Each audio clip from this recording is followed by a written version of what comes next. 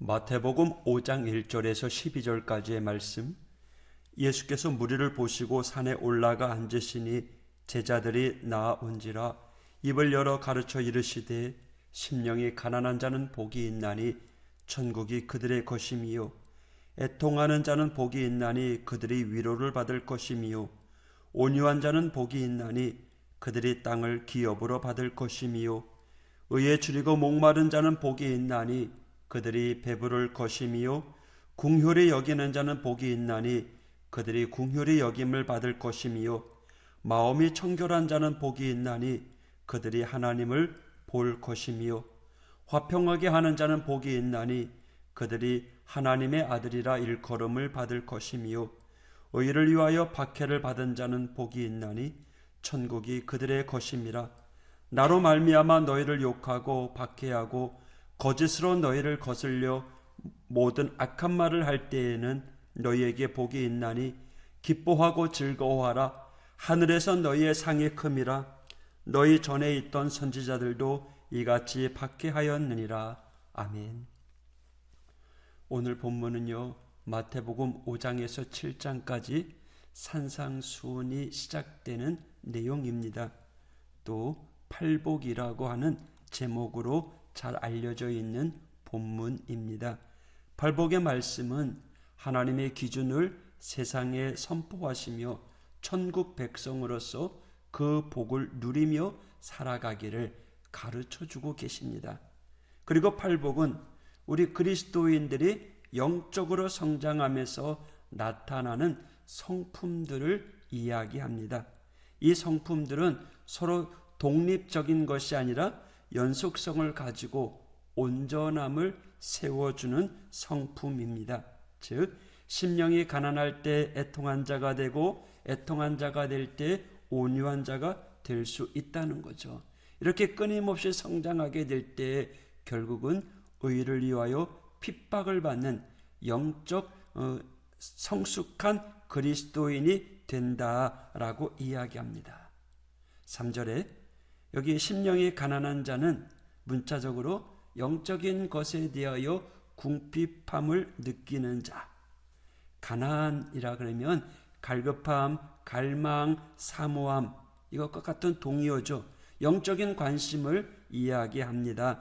그러므로 하나님을 더 깊이 알고자 하는 열망, 하나님의 사랑, 은혜, 능력을 알고자 하는 열망, 이러한 것을 소유한 자가 심령이 가난한 자라는 거죠. 이러한 자들이야말로 천국을 소유할 수 있다라고 주님은 말씀하십니다. 4절에 애통하는 자가 나옵니다. 애통하는 자는 하나님 앞에서 자신의 죄를 슬퍼하는 자이지만 적극적으로 이야기한다면 애통하는 자는 하나님만으로 만족해 하는 사람들이라고 말할 수 있습니다. 만족하지 못해서 애통하는 거죠. 하나님은 이런 이들에게 위로의 약속을 해 주십니다. 여러분, 우리가 하나님을 위해서 만족할수록 만족하지 못하는 그 애통함으로 인해서 하나님의 위로함을 맛보게 될 것입니다. 그리고 온유한 자라는 말은 언어적인 의미로 비천한, 억압된 노예 상태를 이야기합니다. 이 말이 성경에서 사용할 때는 비천한 종으로 여겨집니다. 그래서 종이 어떤 일을 합니까? 주인의 뜻에 순종하고 살아가는 이들이죠. 마찬가지예요. 우리가 하나님의 뜻에 순종하고 이웃에 대하여 노하거나 교만한 마음을 품지 않는 상태, 이러한 온유한 자가 땅을 기업으로 받을 것이다 라고 이야기합니다. 땅은 언제나 소산을 가져다주는 복의 원천으로 이야기합니다. 그러므로 땅을 기업으로 받는다라는 것은 물질적이든 영적이든 하나님께로부터 오는 모든 축복을 이야기합니다. 그러므로 온유한 자는 복이 있나니 그들이 땅을 기업으로 받을 것이요 라고 하는 말씀은 우리가 매일매일 하나님께 매여서 하나님을 의지함으로 풍성한 삶을 누리게 해주신다라는 겁니다. 6절은 바울의 신앙 고백을 떠올리게 합니다. 내가 이미 얻었다 함도 아니요 온전히 이루었다 함도 아니다. 오직 내가 그리스도 예수께 잡힌 바 된 그것을 잡으려고 달려가노라. 빌립보서 3장 12절의 말씀. 하나님의 뜻을 이루기 위하여 만족할 줄 모르는 갈망입니다. 주님은 이처럼 의에 줄이고 목마른 자들, 배부를 것이다 라고 이야기합니다. 배부를 것은요, 하나님과의 영적인 교통을 통해서 영적인 만족감.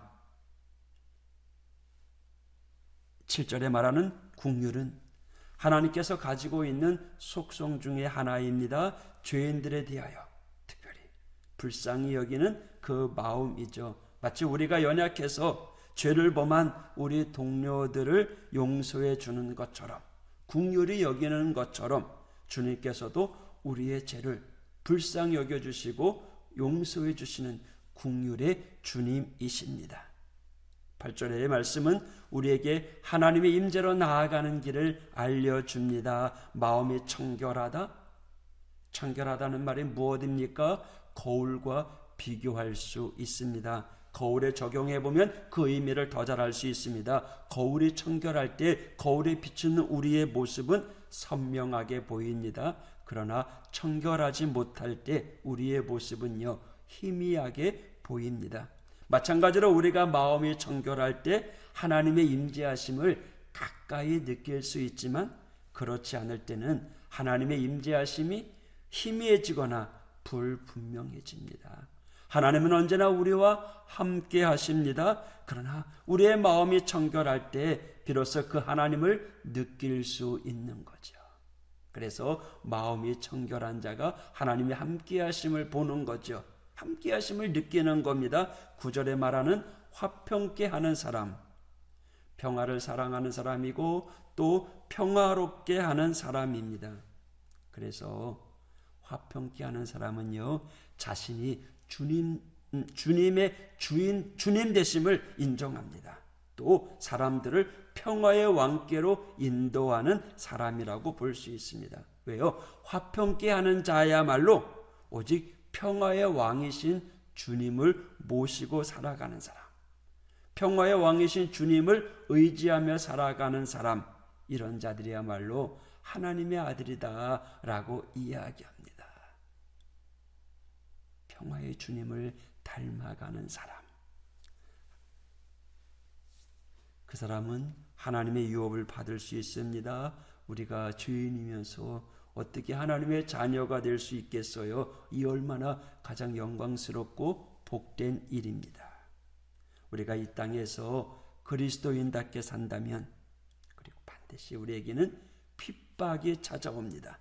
주님은요, 이 땅에 살아가면서 핍박받는 자들 뭐라고 이야기합니까? 요한복음 15장 19절에 너희가 세상에 속하였으면 세상이 자기의 것을 사랑할 것이니 너희는 세상에 속한 자가 아니요 도리어 내가 너희를 세상에서 택하였기 때문에 세상이 너희를 미워하느니라.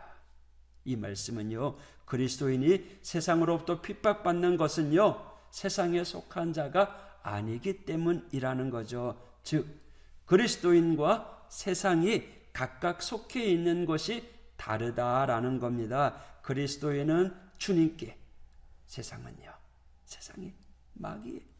그래서 우리는 세상에 속한 자가 아니라 그리스도인으로서 그리스도인답게 살아가야 돼요. 그러면 당연히 세상과 충돌될 수밖에 없습니다. 이 세상과의 충돌되는 모습을 의를 위하여 핍박당하는 것. 주님께서 이러한 사람들에게는 천국을 약속해 주셨습니다. 제가 8가지 복을 소개해 드렸습니다. 한 가지 역설이 있어요. 가난한 자는 배부를 것이고 애통하는 자는 위로를 받을 것이고 핍박을 받는 자는 천국을 소유할 것이다. 말 그대로 역설입니다. 그러나 이 역설의 중심에는 언제나 주님이 계십니다. 우리가 주님을 가까이 할 때 이로부터 세상에서 받는 모든 고통, 오히려 이것이 우리에게 축복으로 다가온다라는 거죠. 그래서요, 사도 바울이 고린도전서 6장 10절에 말씀하신 것처럼요, 근심하는 자 같으나 항상 기뻐하고, 가난한 자 같으나 많은 사람을 부유하게 하고, 아무것도 없는 자 같으나 모든 것을 가진 자로다. 여러분, 세상이 아니라 예수님으로 가득 채우는 우리 믿음의 사람이 되길 원합니다. 천국 백성이 되길 원합니다. 오늘도 하나님의 다스림 속에, 하나님의 통치 속에 살아가는 우리 모두가 되기를 축복합니다. 기도하겠습니다. 하나님 아버지, 감사합니다. 팔복의 말씀을 함께 읽었습니다. 하나님의 자녀로서 하나님을 의지하며 살아가는 우리 믿음의 성도들이 어떻게 살아가야 될지, 또 우리의 품성을 어떻게 다스려가야 될지를 말씀을 통해서 읽었습니다. 하나님의 자녀답게, 천국 백성답게 당당하게 세상을 물리치며 구분되게 살아가는 우리 믿음의 성도들 될 수 있도록 인도하여 주시옵소서. 하나님, 오늘도 함께하여 주시옵소서. 예수님 이름으로 기도했습니다.